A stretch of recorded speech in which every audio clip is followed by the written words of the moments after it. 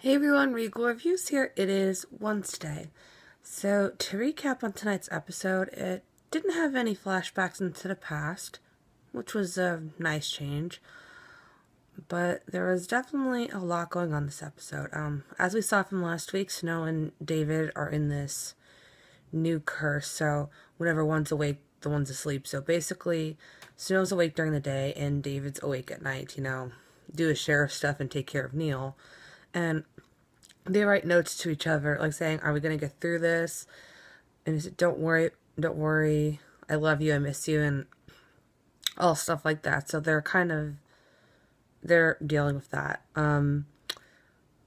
Belle comes to Zelena for help, and it was really nice to see some Bexley scenes. I believe that's how they call that. Belle comes to Zelena for help because she wants to get away from Rumple, understandably, and go to the Enchanted Forest, but Zelena can't do that without the Sorcerer's Wand, and Zelena's like, why are you going to help me? And Belle says that they're kind of in common because they're kind of dealing with people that they try to please, but not getting through. Like, with Belle, it's Scold, and with Zelena, it's Regina. So Zelena actually gets Aladdin to break into Gold's shop and steal the Sorcerer's Wand, and they get it back, and right when Belle's going to go back to the Enchanted Forest, Rumple comes in and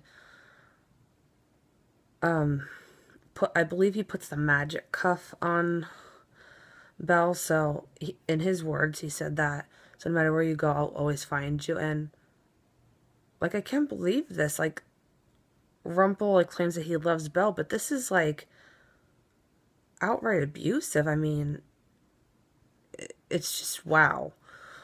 But Gold tried to hurt Zelena, and when he tried to choke Zelena, he started having a heart attack, and Zelena reminds him that when she saved him, it wasn't because she wanted to, she did it so that if Gold ever tries to hurt Zelena, then he'll be hurt as well.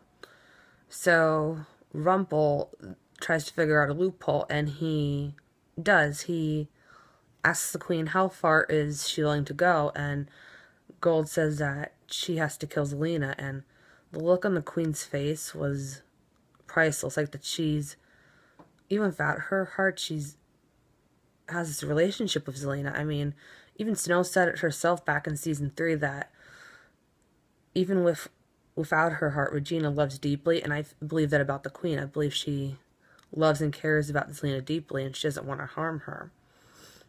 And I definitely hope nothing happens to Zelena, because her and Regina are the main reasons why I watched the show. So if Gold's gonna hurt Zelena, he's gonna have to come through me.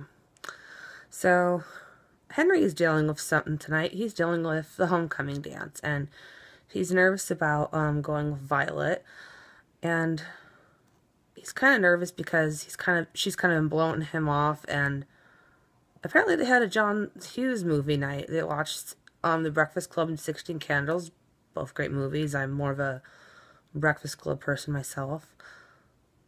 But if they have a movie night again, I'm hoping they could watch Beaches.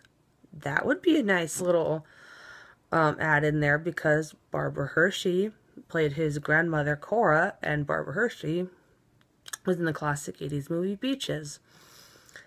But he's all nervous about this dance, and he's worried, like, should he try to change? And Emma says, no, don't change for anyone. You gotta be yourself. And I'm like, why couldn't Regina get that line again? She's his mother. So they're wondering how to trap the Queen, and they decide to trap her in a mirror.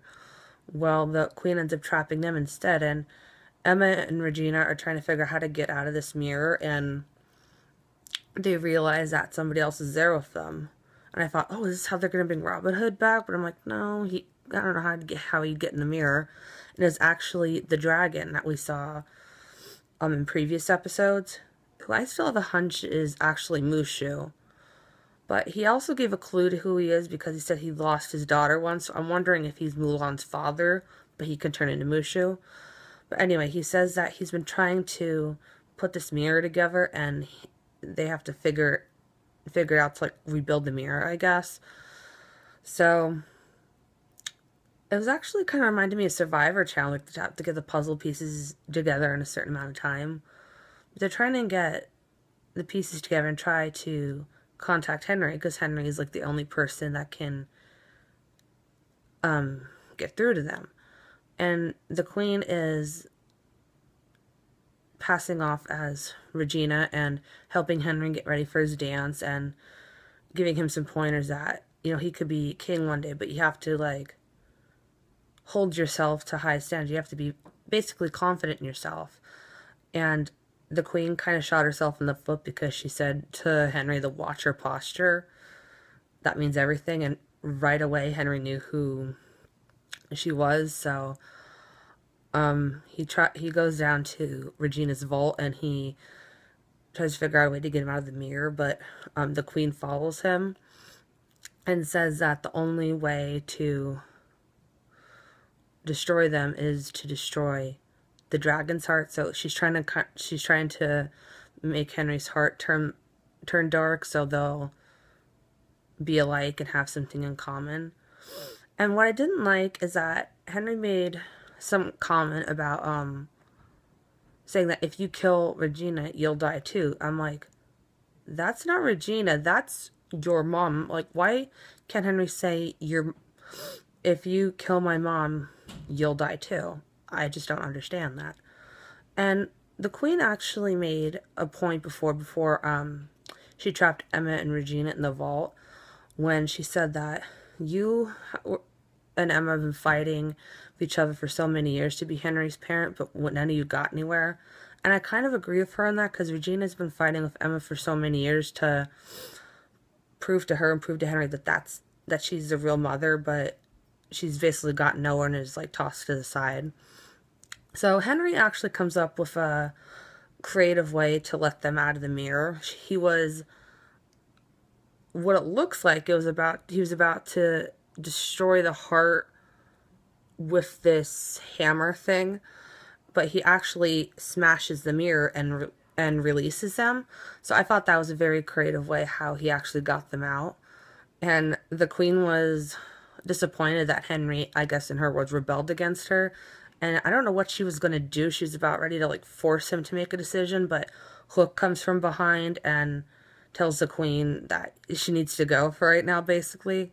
And I'm wondering why the Queen was so scared of Hook, because she can't be killed. So I'm wondering why she just took off right away. So that was all interesting. I definitely do not like the whole Queen and Gold relationship. I find it simply disgusting, especially since there was rumors in the past that Gold could be her father. The relationship is just disgusting, and I think it's a big failure on the writer's part. Apparently there's no episode next Sunday, so it's actually comes back on in 2 weeks, and from the previews, it looks like it's going to be a Gold-centric episode, and it looks like Belle's going to have the same thing happen to her, what happened to Zelena, how Zelena got her pregnancy sped up, and I think that's, well, she had accelerated pregnancy, and I think that's going to happen to Belle, because her stomach got bigger, and I think it's actually Emma who's helping her while she's in labor, so I'm wondering how that's going to go. First of all, how her pregnancy got accelerated. Was it Gold or the Queen? Or, like, how that happened. And if Gold is going to take the baby from Belle. And the big question is, what's the Queen going to do about Zelena? So, I hope you guys enjoyed tonight's episode. If you guys want to check out Once Upon a Time, it is on Sundays, 8 p.m. on ABC.